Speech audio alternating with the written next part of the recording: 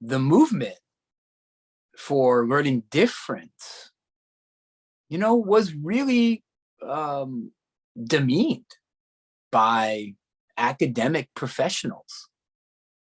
For the longest time, it was a problem in the person, and anything that came from it was unrelated adaptation. And look, that deficit pathology model, I mean, it's hung on for a long time, and I would still say that it's still latent in the culture. It's still embedded in textbooks. It's still embedded in how folks are trained. It's still embedded in the distribution of research funds, which go disproportionately to identifying the root problem of autism or dyslexia or ADD, and then subsequently interventions to fix the problem in the person. But the research is clear. While there are challenges that come with a whole constellation of neurodiversities, there's also strengths, gifts, and talents that go hand in hand, not despite the challenges or differences, but because of them. And, it may sound like a distinction without a difference to say because opposed to despite. But when we say despite, it negates the intrinsic link between my reading challenges and my verbal ability. They go hand in hand. And when we sever that intrinsic link, we can go down the path of, well, let's just get rid of dyslexia, and these things will still be in the culture. No, they won't.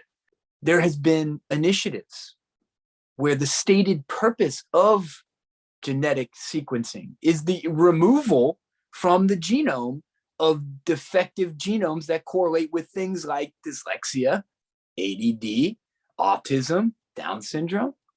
And what a loss that'll be. Because it's not despite, it's because. Because of dyslexia, ADD, anxiety, the genome for depression, autism, and many others, we have creativity, entrepreneurship, and problem solving. Without ADD, there would be no California, okay? We know 50% of small businesses, this is a statistic from empirical research, were founded or run by folks with learning differences. We know that there's a whole constellation of traits and talents that express themselves in folks like Einstein, of course, but also express themselves in everyday offices around America, where the person who can't sit still contributes to the team in a unique way that has to be valued. It has to be celebrated. It has to be valued and celebrated, not despite the challenges of sitting still and misspelling things, but because of those. And we have to integrate neurodiversity into our broader diversity, equity, and inclusion conversation that's happening in America right now.